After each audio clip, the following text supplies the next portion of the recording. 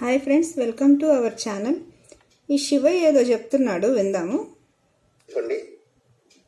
There is no absolute truth అనేది నీ అనుభవం ఉంటే నీకు జీవితంలో నేను చెప్పినా, ఇంకోటి చెప్పినా, భగవద్గీత చెప్పినా, బైబిల్ చెప్పినా, ఖురాన్ చెప్పినా, ఎవరు చెప్పినా, ఏం చెప్పినా, పురాణాల్లో చెప్పినా, ఇతిహాసాల్లో చెప్పినా, ఎక్కడ చెప్పినా, ఏం చెప్పినా, లైఫ్లో నీకు అనుభవం ఉన్నదే నిజం, నీకు ఎక్స్పీరియన్స్ ఉన్నదే నిజం, మిగతాది ఏది నిజం కాదు.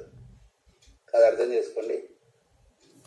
విన్నారు కదా ఫ్రెండ్స్, మీకు ఎక్స్పీరియన్స్ ఉన్నదే నిజం, ఇంకా ఎవరు ఏం చెప్పినా అది నిజం కాదు అని చెప్తున్నాడు. ఇప్పుడు వీడి ఉద్దేశం ఏంటంటే, నేను చెప్పేవి నిజాలు కాదు, ఎవరు నమ్మకండి, వాడిని ఫాలో అవ్వండి, అంటే వాడు చెప్పే అబద్ధాలు మాత్రం నమ్మచ్చు అనమాట. మనం చెప్పే నిజాలు ఎవరు నమ్మకూడదు. నేను ఆల్రెడీ చెప్పాను కదా ఫ్రెండ్స్, వీడు ఒక దిక్కుమాలినోడు అని. వీడి దగ్గర ఇలాంటి దిక్కుమాలిన థియరీలు చాలా ఉంటాయి అన్నమాట. ఎందుకంటే వీడిని ఇప్పుడు ఎలాగైనా సరే వీడిని నమ్మేట్లు చేసుకోవాలి. వీడిని నమ్మటం మానేస్తారు కదా. వీడు ఏ ట్రైనింగ్ పెట్టినా ఎవ్వరూ రిజిస్ట్రేషన్స్ చేసుకోవట్లేదు.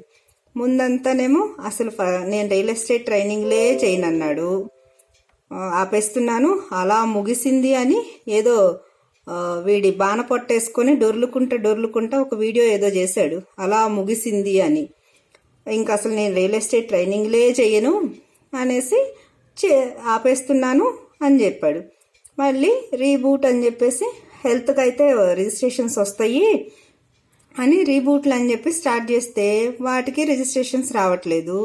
అందుకని చెప్పి మళ్ళీ రియల్ ఎస్టేట్ ట్రైనింగ్లు అని చెప్పి స్టార్ట్ చేశాడు. రియల్ ఎస్టేట్ ట్రైనింగ్లకు కూడా ఎవరు రిజిస్ట్రేషన్స్ చేసుకోవట్లేదు. సో మళ్ళీ అవి పక్కన పెట్టేసి మళ్ళీ రీబూట్ అంట. రియల్ ఎస్టేట్ ఇంకా లాస్ట్ ట్రైనింగ్ క్లాసు ఒకటే చేస్తాను, ఇంకా ఆపేస్తున్నాను, ఇంకా రీబూట్లు రెగ్యులర్గా చేస్తాను, ఇంకా నేను ఏ ప్రోగ్రామ్ అనౌన్స్ చేసినా ఖచ్చితంగా చేసేస్తాను అని చెప్పి చెప్తున్నాడు వీడు. ఎందుకంటే వీడికి ఇదో టెక్నిక్ అనమాట.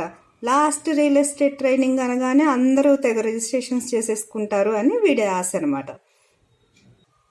ఒరే చెత్త వెదవా, నీ ట్రైనింగ్లు బండారం, నీ స్కాములు బండారం మొత్తం బయటపడిందిరా, అందరికీ తెలిసిపోయింది.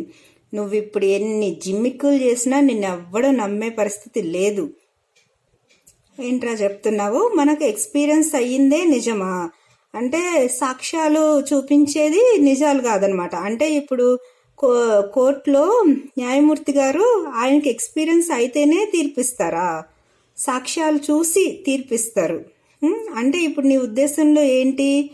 ప్రతి ఒక్కళ్ళని నువ్వు మోసం చేయాలని డిసైడ్ అయినట్టున్నావు. అందరూ ఏంటి, వీడి ట్రైనింగ్లకి వెళ్ళి మోసపోతే వీడికి డబ్బులు ఇస్తే వీడు మోసం చేస్తే అప్పుడు నమ్మాలి అందరూ, లేకపోతే నమ్మద్దు. వీడు క్లియర్గా చెప్తున్నాడు, మీకు ఎక్స్పీరియన్స్ అయితేనే నమ్మండి. అంటే వచ్చి మోసపోండి, అప్పటి వరకు మీకు నమ్మకండి, మోసపోయిన తర్వాతే నమ్మండి అని వీడు చక్కగా చెప్తున్నాడు. వెళ్ళండి, వీడిని నమ్మే వాళ్ళందరూ వెళ్ళి మోసపోయి ఆ తర్వాతే నిజం తెలుసుకోండి. ఇది మరీ మంచిది కదా, ఇంకా బాగా మీకు కూడా తెలిసి వస్తుంది. సో వీడిని నమ్మే వాళ్ళందరూ పోయి బాగా మోసపోయి మా ఇన్వెస్టర్స్ క్లబ్లో జాయిన్ అవ్వండి. Thank you friends.